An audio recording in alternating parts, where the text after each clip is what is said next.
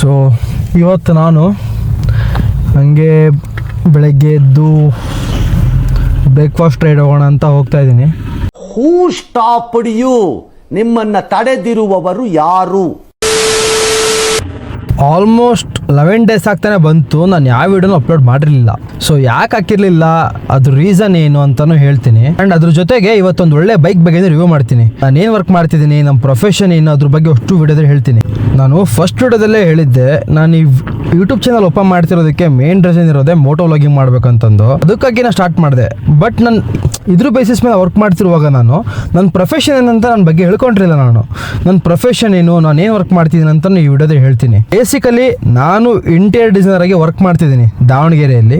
So ನನಗೆ ವಿಡಿಯೋಸ್ನ edit ಮಾಡೋದಕ್ಕೆ minimum 3 days ಬೇಕಾಗುತ್ತೆ. ಸೊ ನಂಗೆ ಅದರಲ್ಲಿ ಆಫೀಸ್ ಮುಗಿಸ್ಕೊಂಡು 9 to 7 ಆಫೀಸ್ ಮುಗಿಸ್ಕೊಂಡು ಅದಾದಮೇಲೆ ಮನೆಗೆ ಬಂದು 3 hours ಕೂತ್ಕೊಂಡು ಎಡಿಟ್ ಮಾಡಬೇಕಾಗುತ್ತೆ. ಅದಕ್ಕಾಗಿ ನಾನು ವೀಕ್ಲಿ ಒಂದು ವಿಡಿಯೋ ಅಪ್ಲೋಡ್ ಮಾಡ್ತಿದ್ದೀನಿ. ಈ ವಿಡಿಯೋ ಮಾತ್ರ ಸ್ವಲ್ಪ ಡಿಲೇ ಆಯಿತು, ಕೆಲಸಗಳು ಜಾಸ್ತಿ ಇರೋದ್ರಿಂದ ನಾನು ಅಪ್ಲೋಡ್ ಮಾಡೋಕ್ಕಾಗಲಿಲ್ಲ. ಸೊ ವಿಡಿಯೋನ ಹಾಕ್ತಾ ಇರ್ತೀನಿ, ವಿಡಿಯೋ ಸ್ಟಾಪ್ ಮಾಡಿದಿಲ್ಲ ಹಾಕೋದು. ನಾನು 1-2 ದಿವಸ ಡಿಲೇ ಆಗ್ಬೋದು, ಇಲ್ಲ 1 week ಡಿಲೇ ಆಗ್ಬೋದು, ಬಟ್ ವಿಡಿಯೋ ಹಾಕೋದು ಮಾತ್ರ ಸ್ಟಾಪ್ ಮಾಡೋದಿಲ್ಲ. ಸೊ ಅಲ್ಲಿವರೆಗೂ ಸ್ವಲ್ಪ ವೆಯ್ಟ್ ಮಾಡಿರಿ, ಅನ್ಸಬ್ಸ್ಕ್ರೈಬ್ ಯಾರೂ ಮಾಡಬೇಡಿ. ಸೊ ಇವತ್ತು ವಿಷಯಕ್ಕೆ ಬರೋಣಂತೆ. ಆಯಿತು, ಆಮೇಲೆ ಅಯ್ಯೋ ಏನು ಗೋರು ಇವನು ಇರೋ 172 ಜನಕ್ಕೆ ಎಷ್ಟೊಂದು ಬಿಲ್ಡಪ್ ಕೊಡ್ತೀಯನಲ್ಲ ಇವನು ಅಂತ ಅನ್ಕೋತಾರೆ. ಬಟ್ 172 ಜನ ಸಬ್ಸ್ಕ್ರೈಬ್ ಮಾಡಿದಾರಲ್ಲ, ಅವ್ರಿಗೋಸ್ಕರ ಆದರೂ ವಿಡಿಯೋ ಮಾಡೋಣ. ಬಟ್ ಅಟ್ಲೀಸ್ಟ್ ಸಪೋರ್ಟ್ ಮಾಡ್ತಿದಾರಲ್ಲ, ಅವ್ರಿಗೋಸ್ಕರ ಆದರೂ ವಿಡಿಯೋ ಮಾಡ್ತೀನಿ. ಒಪ್ತೆ ಕಡೆ ಒಪ್ತೆ, ನಿನ್ ಮನ್ಸು ಎಷ್ಟು ಪರಿಶುದ್ಧವಾಗದು ಅಷ್ಟು ಚೆನ್ನಾಗಿ ಬರುತ್ತೆ. ಏನಂತ ಗೊತ್ತಾ ನಂಗವನು, ನೀ ನಿದ್ದಿಗನ ಮಾತಾಡ್ತಿದ್ದಾನೆ, ನಿದ್ದಿಗನ ಮಾತಾಡ್ತಿರೋದವನು. ಅವನಿಗೆ ಹೇಳಿದೆ ನಾನು, ಅಲ್ಲೋ ಪೂರ್ಣ ಫೋನ್ ಮಾಡು, ಫೋನ್ ಮಾಡ್ತೀನಿ ಇದ್ ಬಾ ಅಂತಂದೆ. ಸರಿ ಆಯ್ತು ಫೋನ್ ಮಾಡು ಅಂತಂದ. ನಾನು ಫೋನ್ ಮಾಡಿ ನಿಂಗೆ ಫೋನ್ ಮಾಡಿದೆ, ನಾನು ಫೋನ್ ಮಾಡಿ ಅಷ್ಟೊಂದು ಹೋದೆ. ನೀನು ಫೋನ್ ಮಾಡೋಕೆ ಹೇಳ್ತೀನಿ, ಹೇಳಿ ನಂಗೆ ಹೇಳಿದಾನೆ ಅವ್ರು ಫೋನ್ ಮಾಡ್ತೀನಿ ಅಂತಂದು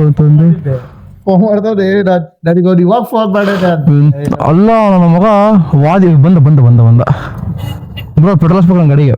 ಆಕ್ಚುಲಿ ನಾನು ರಾತ್ರಿ ಮರ್ತೇನೆ.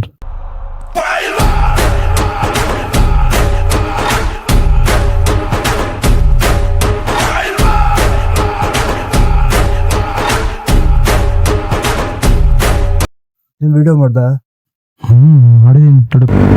ನಮ್ಮ ದೇಶದಲ್ಲಿ ಸಾಕಷ್ಟು ರೋಡ್ನ ನೋಡಿರ್ತೀರ. ಹೈವೇ ಆಗಿರ್ಬೋದು, ಆಫ್ ರೋಡ್ ಆಗಿರ್ಬೋದು, ಆನ್ ರೋಡ್ ಆಗಿರ್ಬೋದು, ಡೆಡ್ ಎಂಡ್ ರೋಡ್ಗಳಾಗಿರ್ಬೋದು. ಇಲ್ಲಿ ತಪ್ಪು ತಿಳ್ಕೊಳ್ಳಲ್ಲ ಬಿಡುಗರು, ತಿಳ್ಕೊಳ್ಳ ಹೇಳದ್ನಲ್ಲ ತಪ್ಪು ತಿಳ್ಕೊಳ್ಳಲ್ಲ ಅಂತ.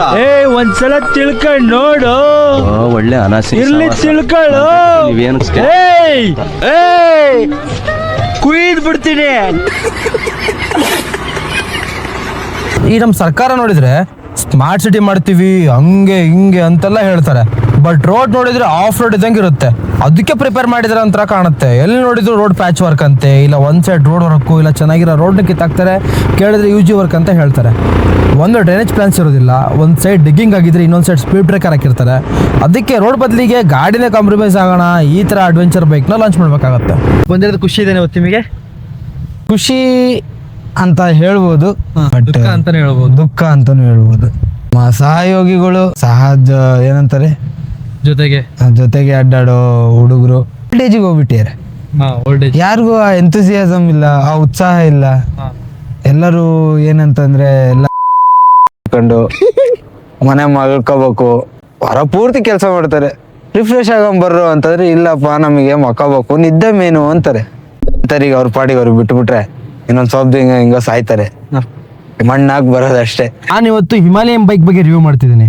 ಮತ್ತೆ ಇವರು ಏನಂತಾರಲ್ಲೇ ಕಾಲೇಜಿಗೆ ಪದವಿ ಕಾಲೇಜಿನಿಂದ ಪರಿಚಯ. ವಿನಯ್ ಕುಮಾರ್ ಅಂತ, ಸಾರಿ ವಿನಯ್ GH ಬರ್ಬೇಕು. ಯೂತ್ಸ್ ಅಲ್ಲಿ ಯುವಕರೆಲ್ಲ ಇಲ್ಲೇ ಬಿಟ್ಟು ಹೋಗ್ಯಾರೆ ಪಾಪ, ಏನ್ ಮಾಡಕ್ಕಾಗಲ್ಲ. ಯುವಕರಲ್ಲಿ ಉತ್ಸಾಹ ಇರ್ಬೇಕು. ಮಕಣದಲ್ಲ ನಾನು ಕಣ್ಣೆದ್ರಿಗೆ ಇದ್ರೆ ಶೂಟ್ ಮಾಡಿ ಸಾಯಿಸ್ಬಿಡ್ತೀನಿ. ಇರಿಟೇಷನ್ ಕಣ್ರಿ, ಕಳ್ಸಿ ಆಚೆ.